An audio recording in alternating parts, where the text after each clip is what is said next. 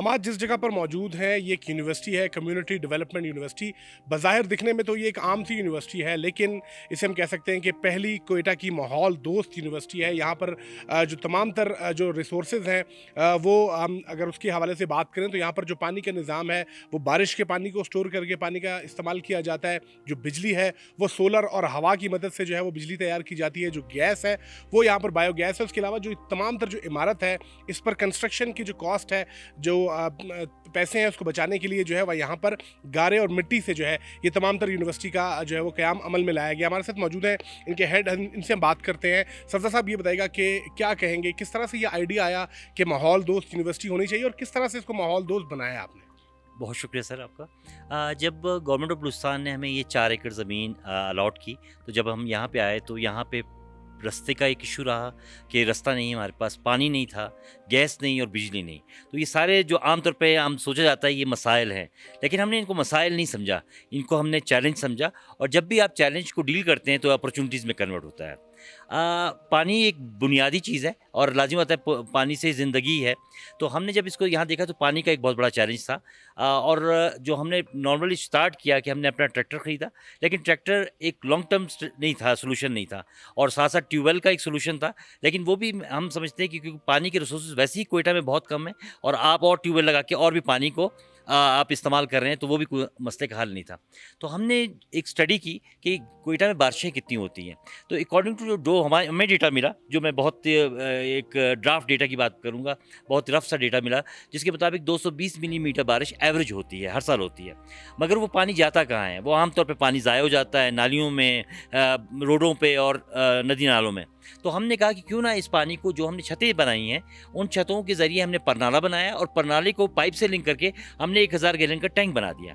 इस टाइम हमारे पास तकरीबन कोई 12 टैंक मौजूद हैं, जिसके अंदर तकरीबन 12,000 के करीब पानी हमारा स्टोर हो रहा है।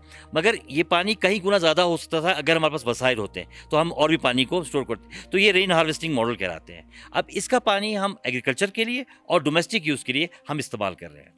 साथ साथ लाजिम बात है, जो बिजली है और जिस तरह का क्राइसिस चल रहा है, रोज़ बरोज़ लोड शेडिंग और बिजली बहुत ही इशू था।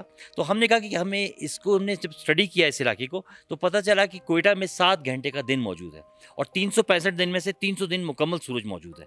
और साथ साथ जिस जगह पे हमारी यूनिवर्सिटी वाक़या है, उसके साथ जो कॉरिडोर है, विंड कॉरिडोर है, वहाँ 4.3 मीटर पर सेकंड की विंड मौजूद है।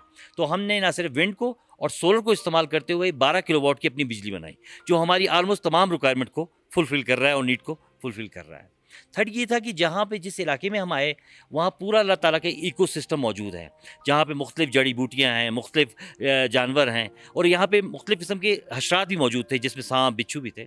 मगर आमतौर पे ये होता है कि हम जैसे जहाँ जाते हैं, वहाँ केमिकल डाल के और ज़हर डाल के उनको मारना शुरू कर देते हैं। मगर हम उसके ज़रिए हम पूरा इकोसिस्टम तबाह कर रहे होते हैं। तो जब हम यहाँ आए और ये चैलेंजेस हमें दरपेश थे, तो जब हमने यहाँ मालूमात ली और लोगों से मिले और लोगों से मिलके हमने डिस्कशन की, तो पता चला कि अगर आप लहसुन, प्याज, मैरीगोल्ड और लेवेंडर इस्तेमाल करें तो ये चीज़ें रिपल हो जाती हैं, यहाँ से भाग जाती हैं। और ऐसे ही हुआ।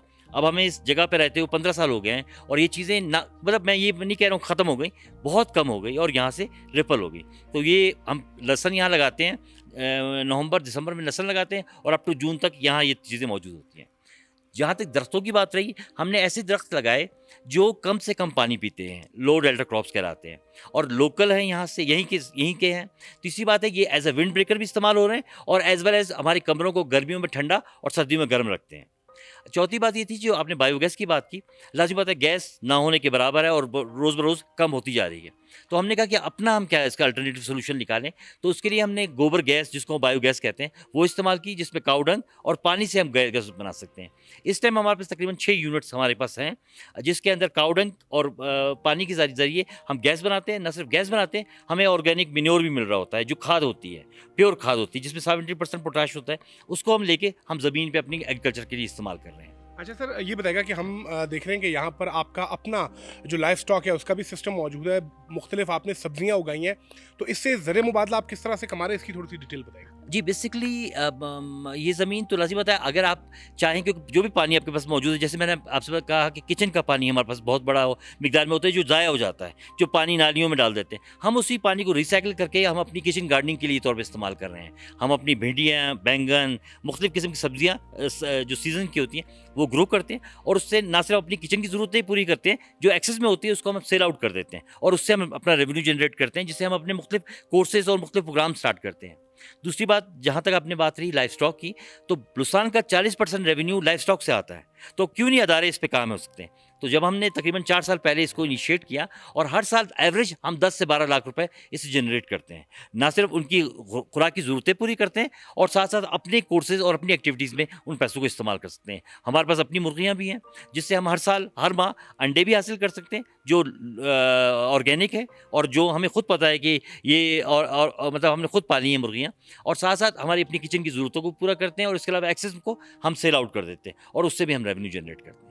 बिल्कुल जी, यकीनी तौर पर ये यूनिवर्सिटी है, ये तमाम यूनिवर्सिटीज़ के लिए मॉडल होगा कि जो कि मुकम्मल तौर पर जो है वो माहौल दोस्त है।